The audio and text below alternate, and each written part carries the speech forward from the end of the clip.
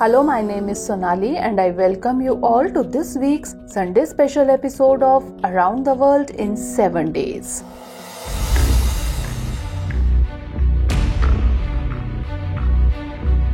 The date was 24 February 2022 and like every other day, it was just another beautiful morning in Ukraine.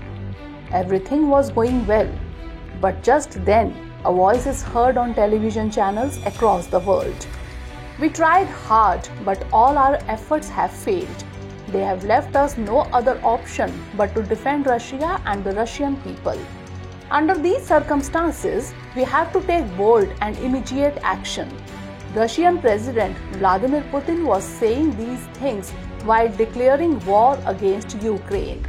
After this announcement by Putin, lakhs of soldiers of the Russian army entered the border of Ukraine.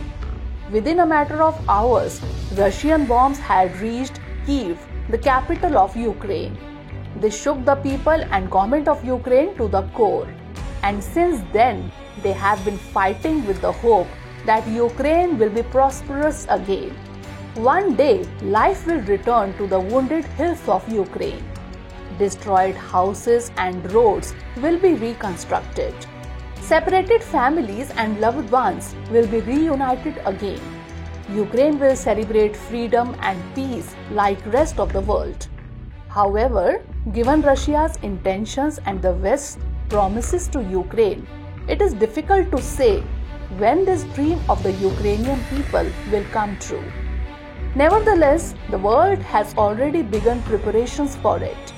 For example, apart from countries like China, Denmark, African leaders have offered to mediate between Russia and Ukraine. On the other hand, Saudi Arabia had even hosted a conference in this regard in its city of Jeddah. In this, representatives from around 40 countries gathered to brainstorm and discuss finding a solution to the Ukrainian crisis. These countries were consulted on the 10-point peace proposal of Ukraine. However, this conference could not offer much hope for stopping the war. This is the reason why experts now believe that Mongolia is a unique place to facilitate an agreement to stop the Russia-Ukraine war. Now you must be wondering that how is Mongolia a unique place for this? We will answer this question further. But before that, let's take a look at Mongolia. You must have heard the name of Genghis Khan.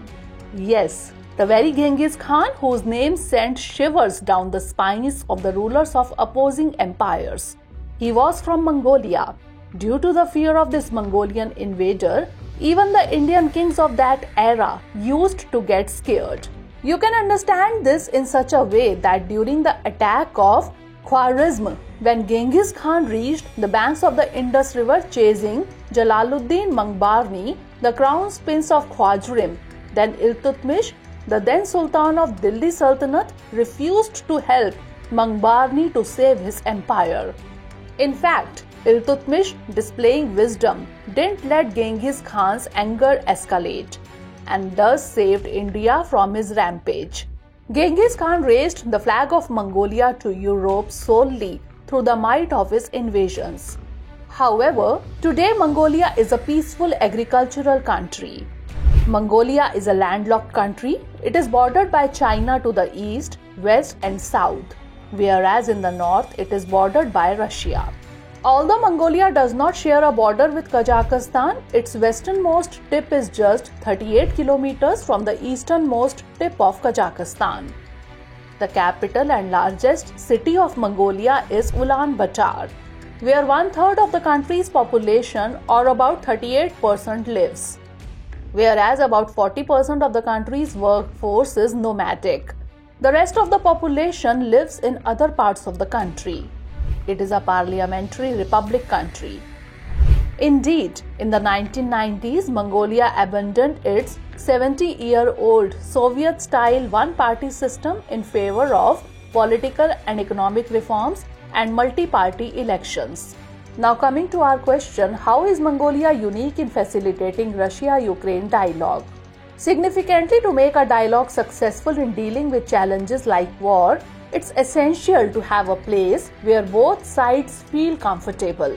This is the reason why two summits between Kim Jong-un of North Korea and Donald Trump of America took place in Singapore and Vietnam. These are the countries which have kept their diplomatic doors open for both sides.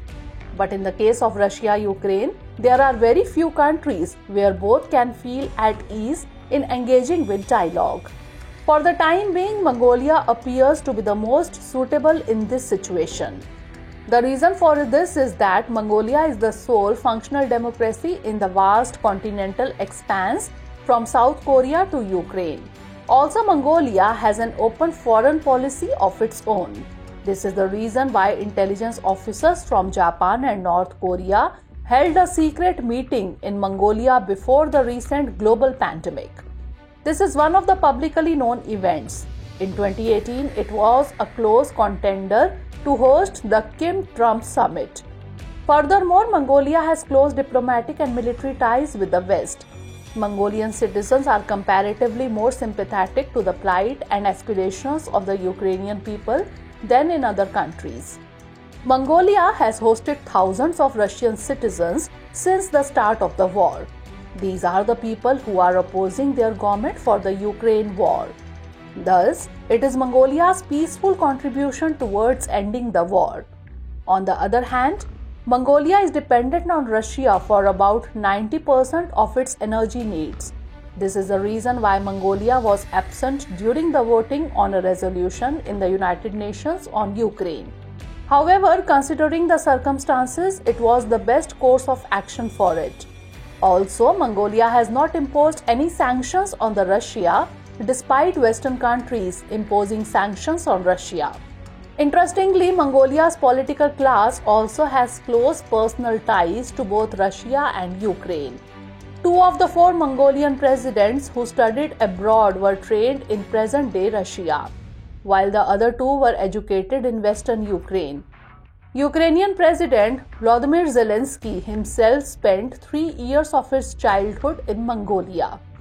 His father played a significant role in developing Mongolia's main ardent copper mine. Ukrainian culture and people have an important place in Mongolia. Geographical barriers force Mongolia not to be at enmity with Russia. However, its democratic inclination compels it to view Russia's actions in Ukraine critically. Therefore, if any Russia-Ukraine talks take place in Mongolia, it will try to strike a balance with both countries. Also, this will allow Russia and Ukraine to feel at ease in the situation. Now it is the turn of this program's Sunday special segment, in which we will delve into other significant international news. According to the latest figures released by UN agencies, more than 1 million Sudanese fled to neighboring countries due to the Sudanese war, many of which were already struggling with conflict and economic crisis. According to the latest weekly figures published by the International Organization for Migration, the number of displaced people within Sudan is estimated over 3 million. Given the situation, UN agencies have warned that people are losing their lives due to lack of food and vital services within the country. But the United Nations lacks the funds to protect it. So far, an appeal for assistance to Sudanese people by the United Nations has resulted in receiving only 25% of the requested $2.57 billion for aid and a mere 31% of the requested $566 million for assistance to refugees. The conflict between the Sudanese army and its paramilitary rapid support forces has led to a civil war in Sudan, while ceasefire efforts by the US and Saudi Arabia have stalled. Recently, some news has emerged that military-ruled Myanmar will leave the ASEAN chairmanship in 2026 due to growing conflict within the country. In such a situation, there is a possibility that after the withdrawal of Myanmar, this presidency will be given to the Philippines. There is talk that Myanmar will defer the chairmanship to 2027. Let us tell you that Laos is expected to chair the ASEAN next year, while Malaysia will get its chairmanship in 2025. It's worth mentioning that Myanmar had taken a similar step in 2006 when the then junta, amid Western pressure regarding the house arrest of National League for Democracy leader Aung San Suu Kyi and other human rights issues, agreed to relinquish its chairmanship. Recently, the New Development Bank issued South Africa's first rand bond. However, the bank has now put the auction on hold as it faces increasing pressure to raise funds and boost lending in the local currency. Meanwhile, the two bonds of the New Development Bank, one a 5-year note worth 1 billion rand and other a 3-year note worth 500 million rand, attracted a total of 2.67 billion rand in bids. Let us tell you that the New Development Bank was started to give more control over development financing to Brazil, Russia, India, China and South Africa. The auction aims to increase local currency lending, most of which has so far been in Chinese yuan. So that's all in this discussion. See you in the next episode. But before leaving, let's note down a practice question based on today's coverage. Mongolia is a suitable place for bilateral talks between Russia and Ukraine. Comment.